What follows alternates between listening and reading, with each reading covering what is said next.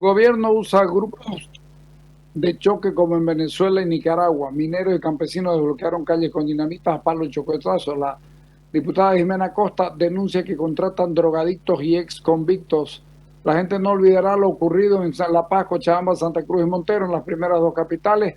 Intentaron desbloquear calles a punta de dinamitazos, agredieron a vecinos y jóvenes que bloqueaban vías públicas. No sería razonable, dice Alejandro Almaraz. Pensé que era una coincidencia casual, tomando en cuenta la proximidad estrecha que existe entre los respectivos gobiernos y el asesoramiento común de los servicios de seguridad del Estado cubano. Se trata del know-how, conocimiento y habilidad criminal que ha producido genocidio tanto en Venezuela como en Nicaragua. Ahí está, por si le falta. En los países del ALBA estamos viendo una franquicia que es cubana, que se ha aplicado como nunca la lógica prebendal, pagando movilizaciones para pretender dar la sensación de control en las calles. En los hechos, un aparato represivo y un movimiento paragubernamental.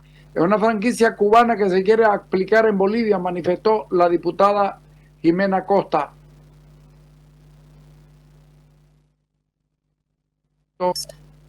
Creo que con esto,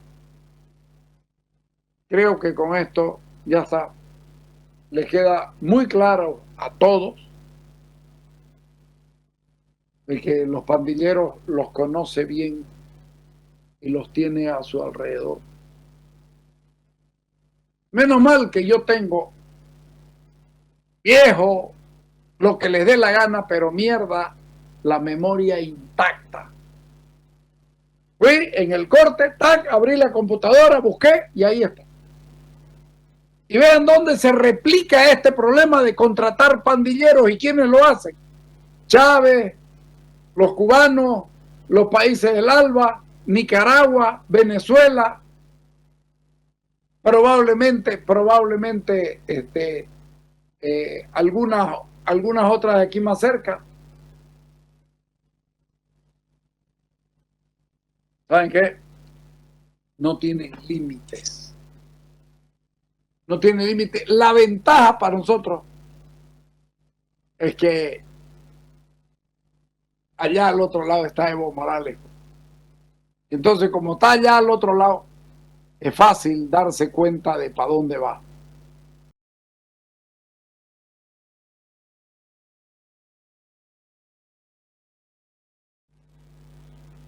Este es un tema. Evo Morales da para hablar harto. Hay quienes me dicen, pero dejalo, que vos sos el que lo mantenés vivo. No se equivoquen. No se equivoquen. Evo Morales no necesita a Carlos Valverde para estar vivo, políticamente hablando.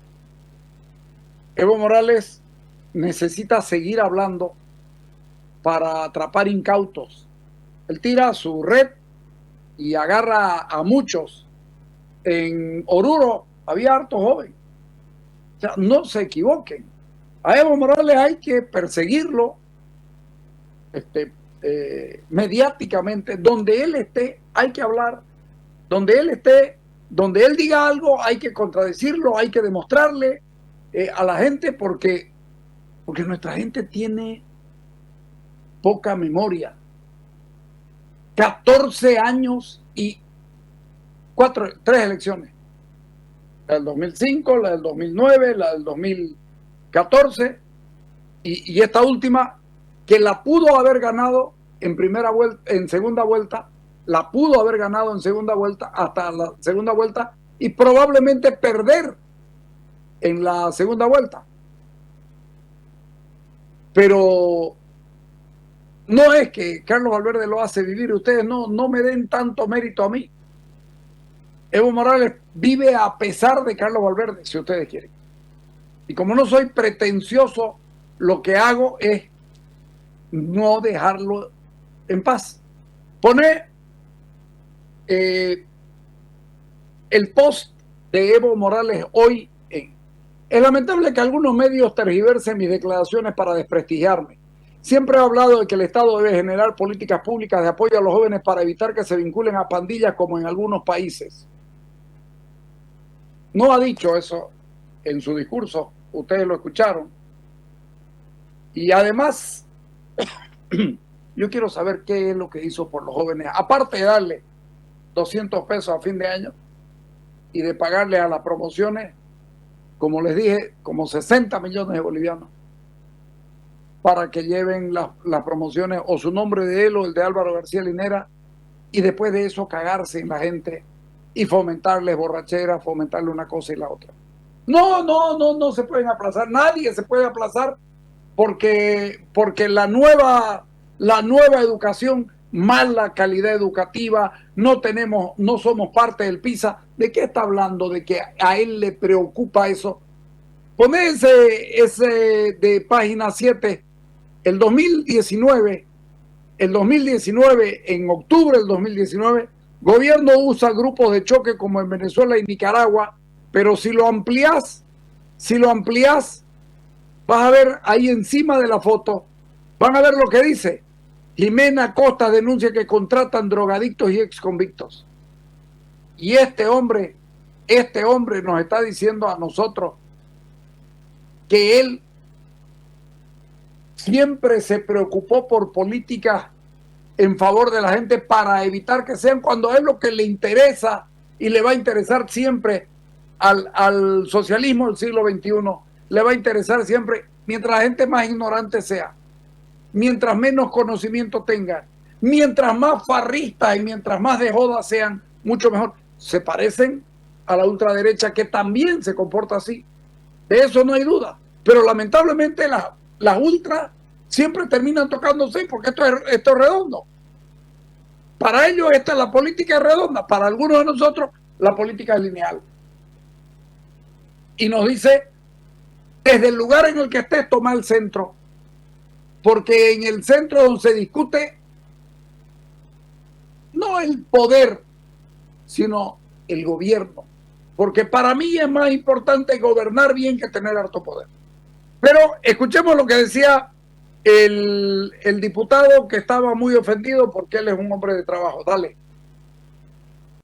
Yo creo que el hermano Evo debería especificar a esos jóvenes pandilleros, pero nosotros como cruceños no compartimos, ¿no?, que se generalice a toda la juventud, cuando toda la juventud hoy en día aporta para el desarrollo del departamento de Santa Cruz. Yo creo que el compañero Evo se ha equivocado al generalizar a todo el departamento, a todas las juventudes. Yo creo que el hermano debería especificar qué tipo de jóvenes son pandilleros. Una total afrenta contra los ciudadanos del oriente boliviano. Yo no sé cómo este señor pudo haber sido presidente de todos los bolivianos, y quiero que escuchen, por favor, los masistas que son cruceños y que son verdaderos cruceños. ¿Cómo van a dejar que él llame a los cruceños pandilleros? No, es una barbaridad. No ha llamado a todos los cruceños pandilleros. Es peor que eso. Dijo, el que no se mete con nosotros tiene el peligro de convertirse en pandillero. ¿Sabe por qué? Porque no los escuchamos como si él los hubiera escuchado alguna vez. El tema es que ese diputado masista no entendió lo que dijo Evo Morales. ¿Y a qué viene la molestia de Evo Morales? Porque tampoco se les ocurre agarrar un periódico y ponerse a leer. La molestia de Evo Morales, porque también dijo, ¿sabes qué? Si no los llevamos y si no obedecen, porque él está peleando por mantener su reino. Evo Morales es el dueño del movimiento al socialismo, se lo dieron con papeles. Él está peleando por mantener su reino. No le gusta que lo contradigan, no le gusta que le llamen la atención, no le gusta absolutamente nada que los convierta a cualquiera de los que trabaja con él en una persona libre de opinar. El movimiento al socialismo está haciendo un nuevo estatuto, un estatuto donde dice que se acaba la autocrítica y se acaba la libertad de opinión hacia arriba. Evo Morales no quiere opinión libre en el movimiento al socialismo. Lo que quiere y lo que pretende es obediencia absoluta, como si estuviera en el cuartel. Él ha estado en el cuartel, entonces sabe, pero es obediencia absoluta. Y si no le damos un poquito de pelota, dice, terminan siendo sindicalistas. O sea, le dio a los jóvenes, le dio a los sindicalistas, le dio a los cruceños, pero además, reitero, un desconocimiento absoluto de todo. Nunca ha conocido a los jóvenes, los ha usado, eso sí, y a las jóvenes ni se diga. Y no estoy haciendo chiste, no estoy haciendo chiste. Todos sabemos cuáles son las inclinaciones y los apetitos sexuales de Evo Morales. Ninguno de sus apetitos sexuales pasa más allá de los 17 años en una mujer. A los 17 años son viejas para él. Así que eso ya lo sabemos. Vamos con William Torres, que este lo terminó de cagar más todavía. Dale. Tomar eso con mucha calma. Entiendo que ha sido un lapsus del expresidente Evo Morales. En todo caso, está claro que acá somos gente de trabajo, somos gente intelectual, somos gente que nos dedicamos a actividades lícitas y por ello entiendo que ha sido un lapsus y hay que entender cómo es. Cierto que sí. Yo creo que hay que tomar esto con calma. Le vuelvo a decir, para mí es un lapsus lingüis del expresidente Evo Morales, dado que... Ponelo el post de Evo Morales. Dígame dónde está el lapsus. Si hace 4 horas atrás él está confirmando lo que dijo. ¿Dónde está el lapsus? Lo cierto y lo evidente es que Evo Morales probablemente quiso congraciarse con los jóvenes y como es ignorante político, como es ignorante social, porque no entiende la problemática social de la gente, él entiende el poder y no entiende ninguna otra cosa. Entendía el poder del sindicato, entiende el poder del gobierno y no entiende ninguna otra cosa. Evo Morales, aunque ustedes no lo crean, Evo Morales está en una franca decadencia política. Solo le queda el movimiento al socialismo y estas reunioncitas que hace con un montón de delincuentes que lo acompañan. Alguno no debe ser delincuente, pero con estos que lo acompañan, los García Linera, los Carlos Romero, los Hugo Moldi, Quintana, si estuviera Sacha Llorenti también estuviera, en fin, toda esa gente es lo que le queda. Y él está tratando de abrir espacio, tratando de generar un otro debate, y ese otro debate, cuando no tenés nada en el Tari, definitivamente, como dije un día, no te da el Tari, viejo. No hagas más esfuerzo, no te da el Tari. ¿Qué dijo Manfredo Bravo con relación al momento que vive Evo Morales? Dale. Es evidente que tanto el expresidente Evo Morales como el movimiento al socialismo hoy están atravesando una de sus crisis más profundas, digo yo, en cuanto a estructura política partidaria. Y le ha tocado un momento muy crítico porque además de lo que puede significar el propio instrumento político, están en gestión de gobierno atravesando una crisis que al parecer el presidente Arce Catacora no sabe cómo la va a enfrentar, con el tema de la crisis pandémica, la crisis económica y obviamente también la crisis social que está viviendo el país a consecuencia de estas condiciones que vive el mundo y que vive también el Estado. Vemos de que dentro de la propia estructura del MAS se ha presentado una disputa de poder entre los liderazgos emergentes y los liderazgos, podríamos llamarlos oligárquicos dentro del partido de gobierno, que en definitiva están cuestionando el rol que en este momento está cumpliendo el presidente o expresidente Evo Morales en una situación muy poco acertada en cuanto a el manejo de la crisis interna y sobre todo el manejo de su participación en comentarios, en percepciones que tiene de la realidad nacional. Hace poco hemos tenido otro desacierto del expresidente en un encuentro de jóvenes masistas donde prácticamente sigue utilizando ese discurso de confrontación con Santa Cruz, que es uno de los departamentos que hoy por hoy sigue siendo uno de los pilares fundamentales de la economía nacional. Y sin embargo, en vez de buscar aminorar las tensiones entre el gobierno y los espacios de poder territoriales, está incentivando más bien esta confrontación, provocando de manera agresiva a liderazgos que hoy por hoy están tratando de consolidarse en los espacios subnacionales después de las elecciones que hemos tenido. Entonces, yo creo que esta crisis puede desencadenar una otra crisis que va a ser la crisis de gobernabilidad, ¿no?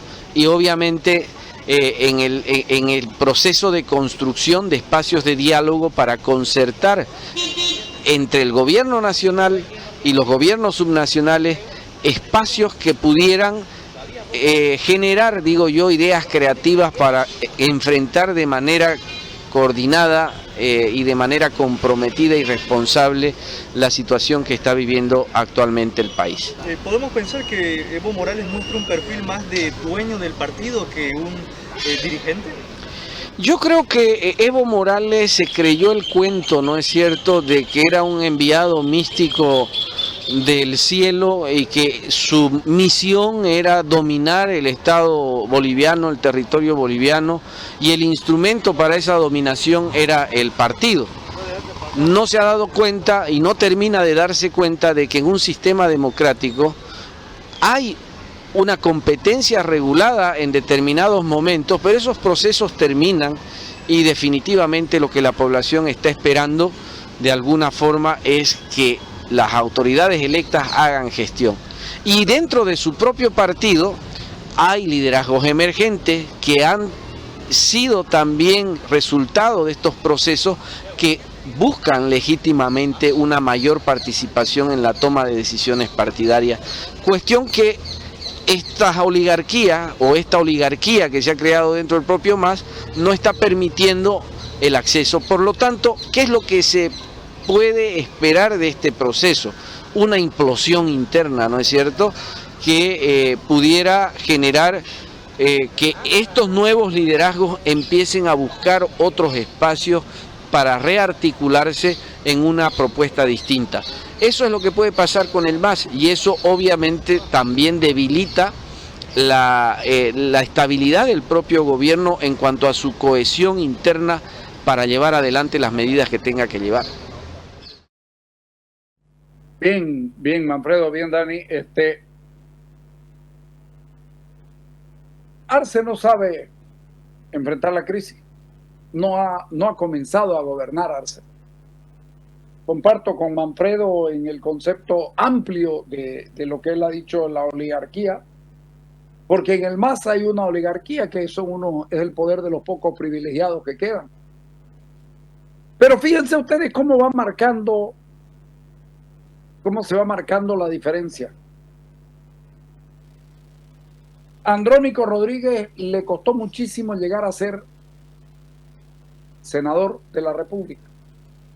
Evo Morales lo bypaseaba y lo prefería a Leonardo Loza, moviéndose fuerte, pero al final de cuentas Andrónico se impone, y cuando Evo se da cuenta que Andrónico, que no es muy brillante, pero tiene mejor presencia que Evo Morales, y no estoy hablando de bonito o feo, sino que parece, bueno, para comenzar es más joven y tiene un discurso mucho más concertador, si ustedes quieren. Fíjense que desde el momento en que Evo Morales se da cuenta de eso, comienza a invitarlo y a llevárselo a un lado y al otro. Eso es porque le tiene miedo. Si Arce es vivo, se lo va a llevar Andrónico con él y va a ser el espacio el espacio donde va a pisar fuerte Andrónico Rodríguez y al mismo tiempo Arce. Entonces, lo dicho por Manfredo, a mí me agradó mucho. Hay una crisis al interior del movimiento al socialismo y se va a ahondar. Y claro, están buscando su cutipuy, ya lo veremos luego. Pero mientras tanto lo dejamos ahí. Ya vamos a tocar otros temas. Bien. Hace unos días criticamos un proyecto de ley que no tenía sentido que presentó don Ángelo Céspedes y que el presidente de la Cámara de Diputados lo ha ninguneado de una manera impresionante. Claro, porque ahorita lo vamos a mirar, el proyecto de ley es una huevada, pero de todas maneras dijo, Mamani dijo, es un anteproyecto, es una iniciativa más como la de cualquier legislador, y en realidad es una iniciativa burda, torpe, tonta, ponerlo el proyecto de ley presentado por don Ángelo. Ese de ahí, proyecto de ley, terminaba diciendo esto: ley que modifica y complementa la ley número 101 del 4 de abril del 2011, ley del régimen disciplinario de la Policía Boliviana. Artículo 1, objeto. La presente ley tiene por objeto modificar y complementar la ley 101 del 4 de abril del 2011, ley del régimen disciplinario de la Policía Boliviana, con el fin de evitar acciones por parte de efectivos policiales que atenten y pongan en riesgo a la población y estabilidad del gobierno que se encuentre democrática y legalmente constituido. 2. Modificaciones. 1. Se modifica el numeral 10 del artículo 14 de la ley 101 del 4 de abril de 2011. Cuando uno sabe hacer algo, repite y repite y repite para que parezca que escribió harto. Ley del régimen disciplinario de la Policía Boliviana, con el siguiente texto. 10. Instigar o liderar motines, huelga, suspensión o interrupción del servicio como acto de protesta o medida de presión, y que producto de los mismos se interrumpa el gobierno legalmente y democráticamente constituido, dejando un Estado vulnerable a las instituciones del Estado. Es un sinsentido, firma don Ángelo, es un sinsentido, una tontera, y resulta que la oposición, Comunidad Ciudadana, hizo un muy buen trabajo, hay que reconocer. Excelente, preciso, el trabajo de la gente de Comunidad Ciudadana, e hizo esto que sigue. Ponerla primero la parte. Ley de defensa de la democracia y de resistencia contra la tiranía y la opresión. Exposición de motivos. En nuestro sistema jurídico no existe un mecanismo de garantía y defensa del orden constitucional y democrático cuando un gobierno legal y legítimamente elegido en las urnas intenta perpetuarse en el poder en contra de los límites y plazos establecidos por la Constitución, desconociendo los resultados de un referendo o elección a través de la perpetuación de un fraude electoral.